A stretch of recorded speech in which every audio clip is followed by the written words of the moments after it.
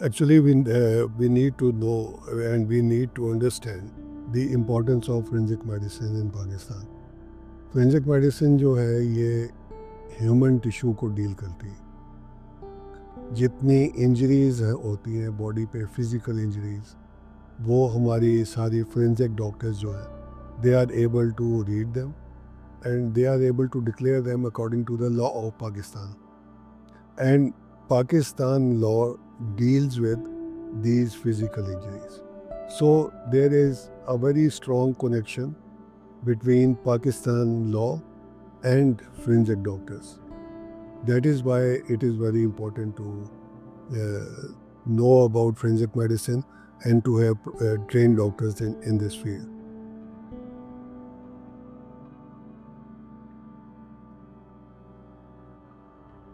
Okay, we need to know the background of the problem, of the main problem, कि problem आती कहाँ पे है और पाकिस्तान में कहाँ पे आती. This I can tell on the basis of about 25-30 years experience.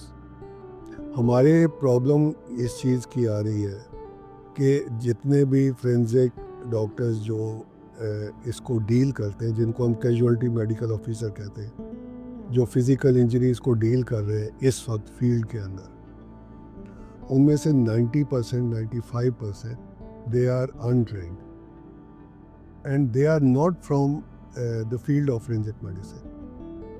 वो आम MBBS डॉक्टर्स होते हैं जो कि या अपनी ट्रेनिंग कर रहे हैं या जॉब कर रहे हैं, जिनको हम मेडिकल ऑफिसर कहते हैं. They are not trained in forensic medicine.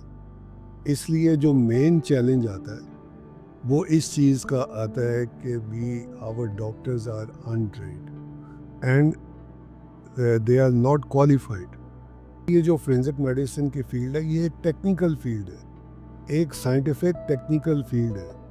इसको कोई भी डॉक्टर जो है वो डील नहीं कर सकता. ये नहीं कि कोई भी डॉक्टर जो MBBS डॉक्टर है या इवन कंसल्टेंट है अपनी फील्ड में, लाइक सर्जरी और ENT और गायनेकोलॉजी और एनीथिंग, वो फोरेंसिक मेडिसिन का काम नहीं कर सकते. फोरेंसिक के लिए हमें क्वालिफाइड फोरेंसिक डॉक्टर्स चाहिए. और उसमें मेन प्रॉब्लम क्या आ रही, जिसको मैंने बार बार पॉइंट आउट किया है जस्टिस प्रोजेक्ट पाकिस्तान के डिफरेंट प्लेटफॉर्म्स पे, उसमें प्रॉब्लम ये आती है कि हमारे जो रूल्स जिनके तहत ये सारे मेडिको लीगल एग्जामिनेशन होता है, उसमें अंग्रेज़ों के, ब्रिटिशर्स के ज़माने में एक लफ्ज़ लिख दिया गया मेडिकल ऑफिसर. तो हमारे फोरेंसिक मेडिसिन के डॉक्टर्स जो है वो मेडिकल ऑफिस कहते हैं कि ये जूनियर डॉक्टर्स का काम है. हमारे लॉ के मुताबिक सीनियर डॉक्टर्स जो हैं वो इस इन्वॉल्व ही नहीं है इसमें. फोरेंसिक के क्वालिफाइड डॉक्टर्स जो हैं, अब आप देखें कि हमारी जो इस वक्त फोरेंसिक मेडिसिन की जो 80% कंसल्टेंट्स हैं ना, they are working in private medical colleges. जैसे मतलब मैं जॉब कर रहा हूँ यहाँ पे या बाकी जो और हमारे पाकिस्तान लॉ के मुताबिक medico legal work is not done by private medical colleges. So our qualified forensic doctors are out of it. Public sector में मेडिको लीगल एग्जामिनेशन होता है जो जिसमें ये हमारे ये टॉर्चर के केसेस भी हैं, और वो सारा काम कर रहे हैं non qualified doctors.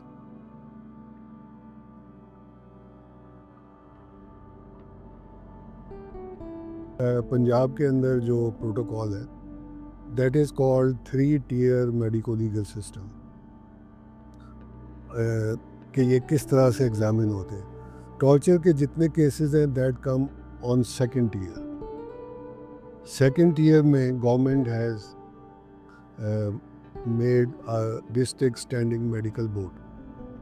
Government has constituted a permanent board that is called DSMB, District Standing Medical Board. उसके 4 मेंबर्स होते हैं. Medical superintendent of district headquarters, district surgeon, district health officer and DMLO, district medico legal officer. He is the person from forensic field.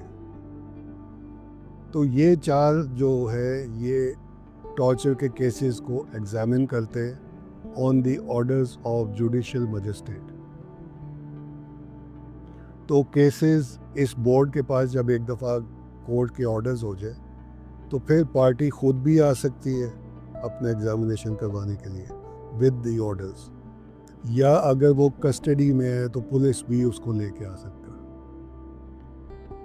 तो वो जो constituted board है वो examine करता है विक्टिम को। उन्होंने अगर कोई इन्वेस्टिगेशंस करवानी हो तो वो इन्वेस्टिगेशन करवाते हैं और वो जो रिपोर्ट है वो फॉर्मुलेट करते हैं, और वो फिर अगर पुलिस साथ हो तो पुलिस को दे दी जाती है जो उसे कोर्ट में ले जाती है। अगर पार्टी खुद आई है तो हम पार्टी को दे देते हैं, वो कोर्ट में ले जाते हैं। तो हमारी जो रिपोर्ट है then it goes to the court, और बाकी फिर इसकी लीगल प्रोसीडिंग्स होती हैं। मैंने इस्तांबुल प्रोटोकॉल जो सारा हम लोग देखते हैं इसको, उसमें कुछ चीज़ें हैं जो वायलेट होती। जैसे एक तो जो कस्टडी में पुलिस लेके आती है किसी विक्टिम को, तो प्राइवेसी का बहुत मसला होता है। पुलिस वहीं खड़ी होती है और डॉक्टर्स वहीं एग्जामिन कर रहे हैं पुलिस के सामने। अब वो डॉक्टर्स अगर कोई क्वेश्चन कर भी रहे हैं तो पुलिस की प्रेजेंस में तो विक्टिम के लिए बड़ा मुश्किल है किसी चीज़ को एडमिट करना या कोई बात करनी खुल के या कुछ। तो एक तो सीक्रेसी का काफ़ी प्रॉब्लम होता है, और कई दफ़ा पुलिस जो है वो हैंडकफ्स भी इवन रिमूव नहीं करती, और उनकी कोशिश यही होती है कि उनके सामने इसको एग्जामिन किया जाए। तो एक तो वो वायलेशन है इस्तांबुल प्रोटोकॉल की।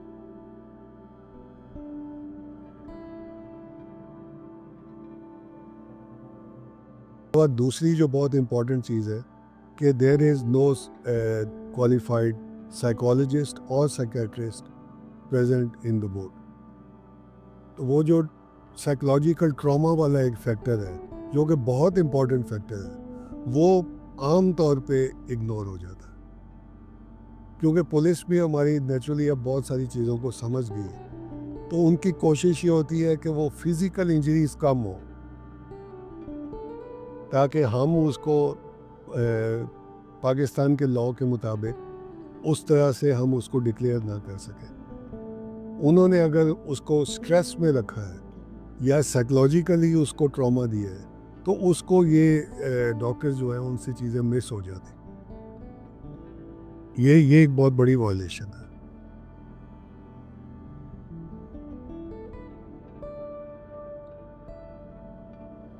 देखें, जो टॉर्चर एक्ट है ना, उसमें कहीं भी इसकी जो मेडिकल एग्जामिनेशन है उसमें स्ट्रक्चर को इम्प्रूव करने का कहीं भी कोई जिक्र नहीं है।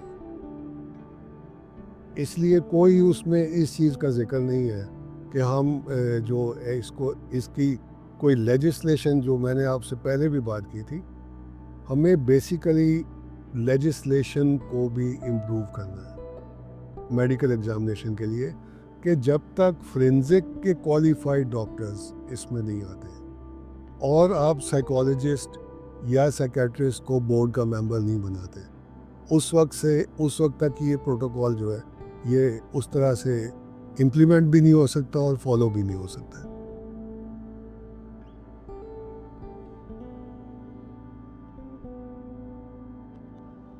We need to change the basic rules of medico-legal examination and autopsy of the torture cases. हमें इसमें फोरेंसिक मेडिसिन के क्वालिफाइड डॉक्टर्स जो 90% जो बाहर हैं, जब तक उनको हम सिस्टम के अंदर नहीं लेके आएंगे इसको इम्प्रूव करना मुश्किल है। और उसके लिए we need to have new legislation, एक चीज़, और सेकंड ये कि हमें इसमें साइकोलॉजिकल ट्रॉमा को, जिस तरह ये हमने साइड पे किया हुआ है, हमें क्वालिफाइड साइकोलॉजिस्ट को बोर्ड का मेंबर बनाना पड़ेगा।